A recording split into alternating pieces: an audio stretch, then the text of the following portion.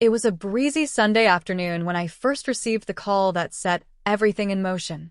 The sunlight filtered through my kitchen window, casting long golden beams across the tiled floor as I stirred a pot of simmering stew. The peace and calm of the weekend had finally set in, and I was looking forward to a slow evening, book in hand, music playing softly in the background. That was until my phone buzzed. I looked at the screen and saw the name Tyler flash across. It was my nephew, my sister Jenna's only son. I hadn't spoken to him in a few months, not because we weren't close, but because he was a teenager now, and teenagers had their own worlds. I figured he was busy with school, sports, or video games. I answered with a cheerful, "Hey Tyler, what's up, kiddo?" His voice on the other end was hesitant. "Hey, Aunt Laura, I was wondering if I could ask you for something. It's kind of a big favor." I stopped stirring. The seriousness in his tone instantly got my attention. "Of course. What's going on? Are you okay?" He paused, then said, "Can I come stay with you for a while?" My heart immediately dropped into my stomach. Tyler was 15, and as far as I knew, everything was fine at home. My sister Jenna and her husband Mark had always tried to provide a stable environment. But something in Tyler's voice told me this wasn't just a sleepover request. I stepped away from the stove and leaned against the counter.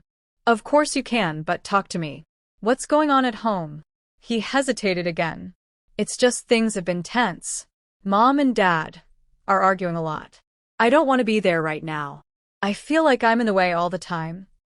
My instincts as a mother and aunt kicked in full force. Though I never had kids of my own, I had always been close to Tyler.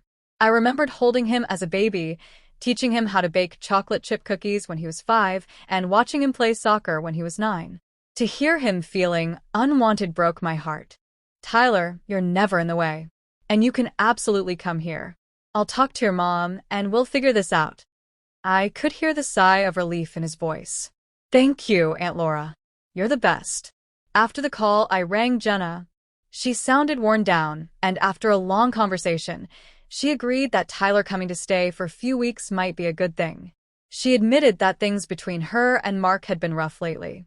They were trying counseling, but the tension had reached Tyler. By Monday afternoon, Tyler was at my door with a backpack slung over his shoulder and a guarded look in his eyes. He looked older than the last time I saw him, but more than that, he looked tired. "Hey you," I said, opening the door and pulling him into a hug. He hugged me back tightly, and I felt the weight he carried. Over the next few days, Tyler settled in.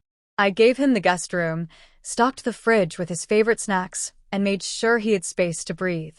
I didn't push him to talk, but every now and then he opened up small things about school, his friends, the fights at home. Then one evening, as we were watching a movie on the couch, Tyler muted the TV and turned to me. His eyes were serious in a way that made me sit up straight. "I need to ask you something else," he said. I nodded. "Of course." He hesitated, then said, "Will you help me find my biological father?" The question stunned me. I blinked at him, unsure if I heard right. "What do you mean?" He looked down. "I found out a few months ago that Uncle Mark isn't my real dad. I overheard Mom and him talking one night when they thought I was asleep. It was about how hard it's been for him to connect with me lately. He said something like, 'He's not even my kid.' I confronted Mom later, and she finally admitted it." I sat there in stunned silence. Jenna had never told me anything like this. I had no idea. "I'm so sorry, Tyler," I finally said. "That's a lot to carry." He nodded. I have so many questions. I don't want to hurt anyone, but I need to know who he is. I need to know where I come from. Will you help me?" My mind was racing, but I knew one thing for sure. I wouldn't let him go through this alone. "Of course I'll help you." Over the next few weeks, we worked together. Tyler had some old photos he found in a box in the attic, one of his mom with a man who didn't look familiar to him but bore a slight resemblance to his own face. We carefully approached Jenna about it. At first, she was defensive, upset even, but when she realized how deeply Tyler needed the truth, she sat down and opened up. His biological father's name was Daniel Carter. He and Jenna had dated briefly in college. When she found out she was pregnant, Daniel wasn't ready to be a father. They broke up, and shortly after, Jenna met Mark. Mark stepped up and raised Tyler as his own, and they agreed not to contact Daniel. Jenna said she hadn't heard from him in over 14 years. Tyler listened quietly, nodding. Then he asked the question I knew was coming. Can we try to find him? I expected Jenna to say no, but instead, she looked at Tyler with tears in her eyes and said, "If this is something you really need, I'll support you." Using social media, public directories, and some help from a private search service, we eventually found a lead. Daniel was living in Denver, Colorado. He ran a small graphic design company and, from what we could tell, had no children listed or signs of a current family. When we found a mailing address, Tyler wrote a letter. It was raw, honest, and brave. He told Daniel who he was, what he'd learned, and asked if he would be open to meeting. We waited. 2 weeks later, a letter arrived addressed to Tyler. With shaking hands, he opened it while I sat beside him. Daniel's letter was emotional. He said he'd always wondered about Tyler but didn't know how to reach out without disrupting his life. He expressed regret and said he would be honored to meet him, if Tyler was sure that's what he wanted. With Jenna's support, we made the trip to Denver. I went with Tyler for support, while Jenna and Mark stayed back. Daniel met us at a quiet little coffee shop. When he walked in, I saw the resemblance instantly. Same eyes, same shy half-smile. The moment they met, there was silence. Then Daniel spoke softly.